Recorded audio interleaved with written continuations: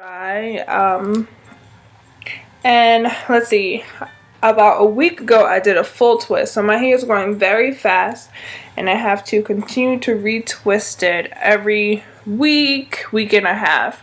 But last week when I did retwist my entire head, I did that with a wash. So I washed it, and my hair is pretty naturally thick, so I really haven't had to like wear the net. I know a lot of people use the net to make sure that the locks stay in, but I'm really not concerned about that. My hair is not fully locked, but I'm pretty confident in it not unraveling when I wash it, so I can wash it with a kind of a thorough wash.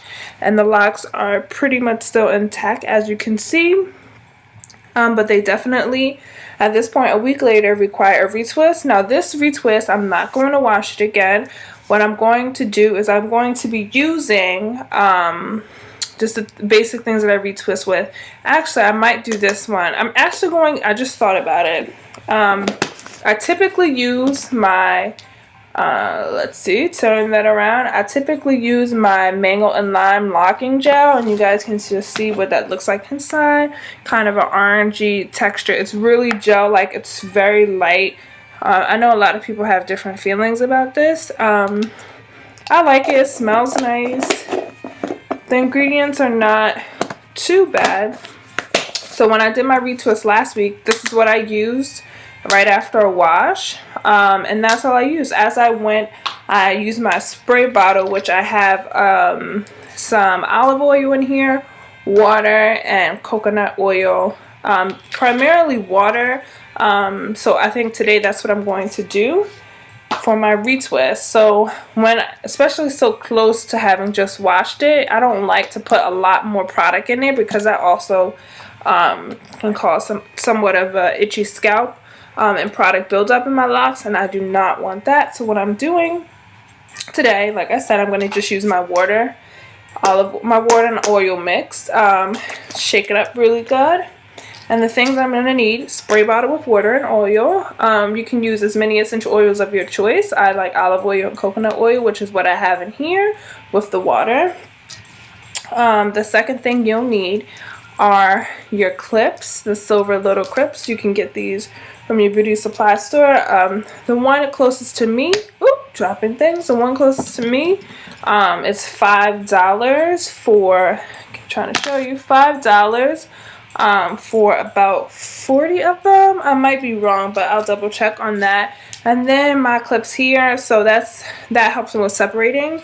So you guys can see the back now. It's pretty long, and it's pretty grown out. I'm going to do the front as my problem area, solve that first, and then I'm going to pick and choose some other locks that I feel might need a retwist. So we're going to get started. First thing you do, make sure that's, nice, and you can see the consistency. It's not too watery and it's not too oily. Nice mix. So the first thing I do is I spray the front as much as I can, get in there. You might want to wear like a t-shirt or something when you're doing this, because you have to be mindful that you do have oil in there and you don't want to mess it up. So I really am pretty simple when it comes to how I treat my hair. For you guys, I'm just going to separate a large amount so you can see. Not necessarily need to use a comb or anything. But here, it's clipping along the sides just to keep that down so I can show you how I do the first one. This one is pretty damp, but I'm going to put just a little more water in there. And I twist my locks just with one finger like this. Just like that. So there we go. You can see it looks tight because I'm kind of pulling at it right now, but it's not tight at all. And when I'm done with that, and like I said, my locks were started by someone, and someone that's not a professional. And so the parting is not like perfect, but it's pretty decent looking. So when it comes to my retwisting, I kind of just gather the hair around in that area, because after it starts to grow out, it kind of comes out of those parts anyway. So you can kind of see it's maybe not the straightest part, but still looks pretty neat. So I'm gonna take one of my clips, clip it right at the top. Actually clip that backward, clip it right at the top like that, and then I'll put one near the bottom. For some of my other locks, I use about 3 clips, but this one is pretty good, and sometimes it'll unravel like that. And then I'll do this row here, and I'm gonna just kind of spray as I go, and I'm just taking my pointer finger and my thumb and just working it around, because like I said, I did use the mango and lime locking gel last week when I did it, and you can see here that I kind of twisted enough so that it coils around itself, so even if I clip it and it unravels, it's still a good twist on there. So I'm going to continue doing this. I'm going to actually try to do the front row here. I'm going to just separate this with my hand, see, and you can kind of see more of what I was talking about with the parting.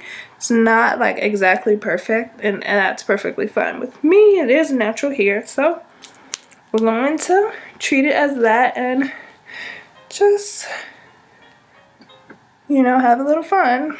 This one is pretty damp, and I can just twist it just on its own like that, and you can see how that looks.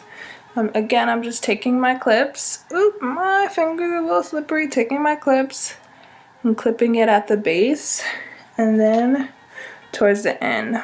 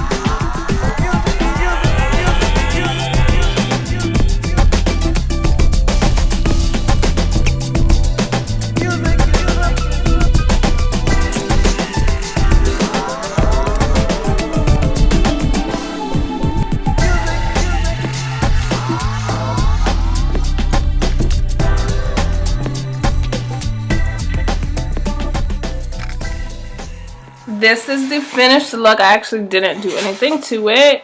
I just put makeup on my face, and I'm gonna put my hat on when I head out, and it's gonna help flatten it down. I actually like to kind of leave my hair frilly and not style it as much, so that's it. And I'll give you a little close up. You can see the difference from when it was when I first started the video, where the twists are completely out, and now they are nicely tightly twisted. So that's it. Bye.